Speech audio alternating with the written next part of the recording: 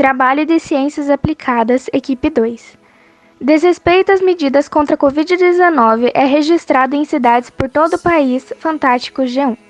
Sobre isso. Artigo 1. Todos os seres humanos nascem livres e iguais em dignidade e direitos. São dotados de razão e consciência e devem agir em relação uns aos outros com espírito de fraternidade. Fraternidade. Podemos dizer que as pessoas que não respeitam as medidas de segurança estão sendo fraternas com as pessoas que estão respeitando as restrições? Não. Artigo 3. Todo ser humano tem direito à vida, liberdade e à segurança pessoal. Muitas pessoas morreram por conta da Covid-19. Pessoas que contraíram o vírus trabalhando para o diminuto contágio e acabaram se contagiando por infortúnio de alguns indivíduos que não respeitaram as medidas protetivas. É certo dizer que o direito dessas pessoas foi respeitado? Não. Não é apenas isso. No nosso mundo globalizado, as notícias e as informações correm como o vento. E a cada dia somos bombardeados com notícias de total desrespeito perante a sociedade. A falta de amparo aos marginalizados e ainda o descumprimento dos direitos humanos. Foram necessárias que muitas vidas fossem ceifadas para que os direitos humanos existissem. Quantas vidas mais serão necessárias para que o mundo onde vivemos seja um lugar de paz, seja um lugar onde todos tenham real exercício dos direitos cumpridos? Infelizmente, essas perguntas não têm ainda uma resposta concreta, até porque aqueles que têm poder estão muito bem acomodados, e os que se impõem muitas vezes são taxados como rebeldes ou hereges.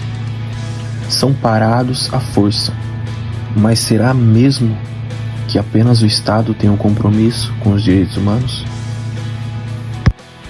Acima de tudo, o respeito aos direitos humanos é responsabilidade de indivíduos.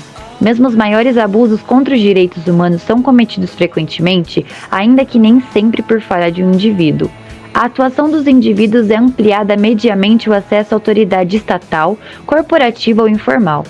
A ilusão de que o Estado é a única parte responsável pelos direitos humanos deveria ser desfeita. A autoridade está em qualquer poder em que o indivíduo ou um grupo detenha sobre outro, e não unicamente no poder do Estado. Os grupos sociais detêm essa autoridade sobre seus membros. O Estado pode restringir ou desencorajar seus abusos, mas não isentá-los do poder que exercem.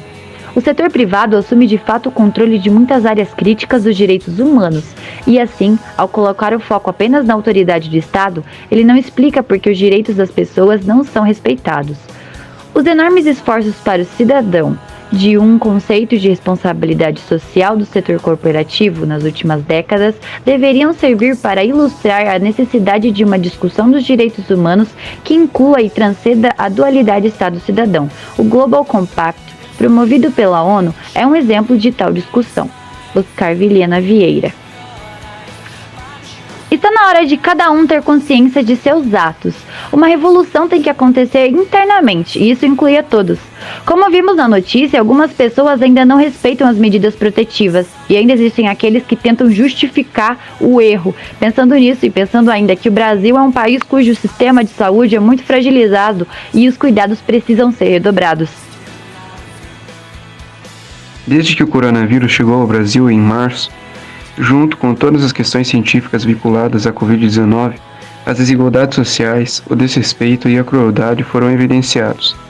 Todos sabiam, por exemplo, das diferenças de acesso a atendimento médico entre ricos e pobres ou brancos e negros, mas a pandemia deixou isso ainda mais patente. Assim, como explicou na arena da internet, a violência dos mais fortes contra os mais fracos. Fonte: Agência Senado. A nossa proposta tem o nome de autoinfluência. Vivemos em um mundo onde tudo que somos ou fazemos é graças à influência da sociedade. Falamos, andamos, vivemos porque fomos influenciados a fazer tais coisas. Caso contrário, não teríamos evoluído. Pensando nisso, chegamos à conclusão de que se algumas pessoas ainda não conseguem entender a gravidade do que está acontecendo no local onde vivem, no país e no mundo, essas pessoas têm o dever de compreender que somente através do respeito teremos um resultado melhor, seja naquilo que for. Literalmente uma ação em cadeia. Alguém surge com uma ideia, outra pessoa aceita a ideia e em seguida repassa a mesma ideia com todos que vivem. E esses, por sua vez, irão mudando o pensamento da sociedade. Isso já está acontecendo, mas aos poucos. Já existe uma faísca de como serão as próximas gerações.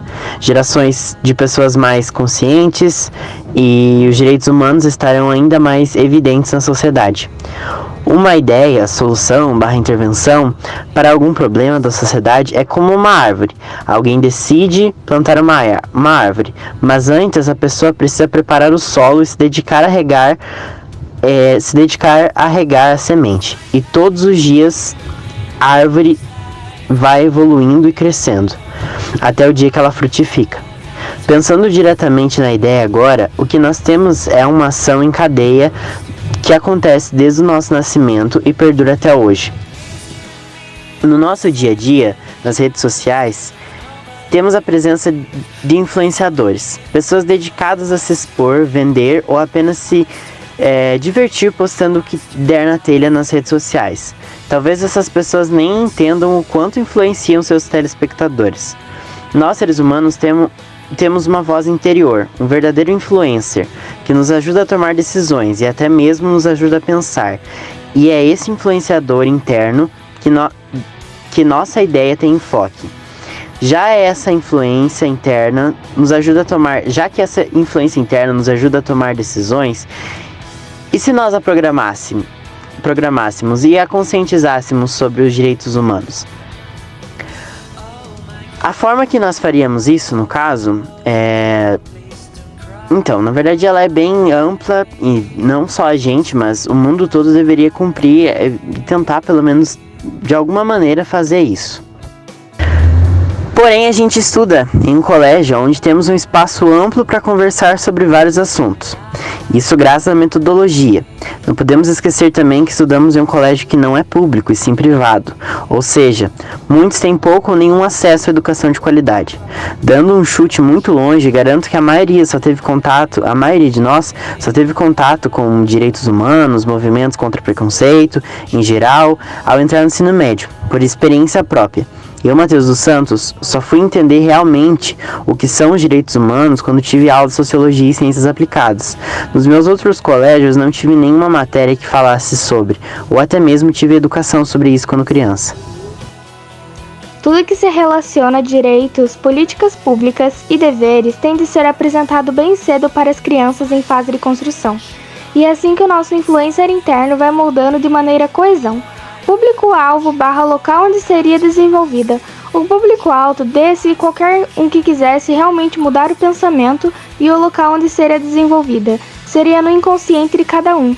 Qual impacto e benefício a ideia pode gerar? Muitos. Se o nosso influenciador interno fosse educado desde criança sobre as problemáticas sobre os direitos humanos, com toda certeza benefícios para toda a sociedade existiriam. As pessoas cresceriam sabendo valorizar umas às outras.